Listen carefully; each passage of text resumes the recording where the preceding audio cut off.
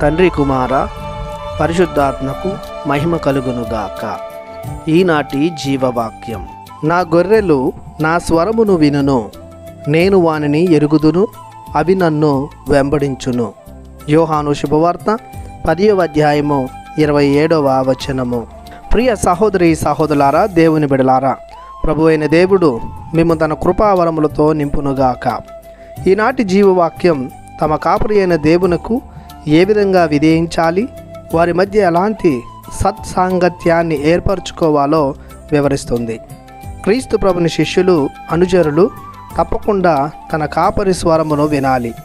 క్రీస్తు ప్రభుని బోధలు తన గొర్రెలను సక్రమమైన మార్గంలో నడిపిస్తాయి, సత్యాన్ని బోధిస్తాయి, జీవాన్ని కలిగిస్తాయి, శారీరక రుగ్మతల నుండి, వ్యాధి బాధల నుండి స్వస్థతను ఇస్తాయి. తమ జీవిత విధానం బట్టి, సత్కార్యాలను బట్టి, ఆదర్శ జీవితాన్ని బట్టి వారు క్రీస్తును తెలుసుకున్నవారని, విశ్వసించున్నవారని తెలుస్తుంది. సువార్త విలువలను జీవిస్తున్నందున, ఆచరిస్తున్నందున క్రీస్తు సులువుగా తన వారిని గుర్తించును. క్రీస్తు మాటల ప్రకారం తమ జీవితాలను మలుచుకున్నందున ప్రభువు వారిని గుర్తించును. ప్రభుని మాటల్లో మాధుర్యం, కారుణ్యం, సంతోషం, సహవాసం, శాంతి, సమాధానం దాగి ఉన్నాయి. కావున వారిని కోరుకుని వారు తప్పక ఆయనను వెంబడిస్తారు, ఆయన వసగు ఆశీస్సులను ఆస్వాదిస్తారు.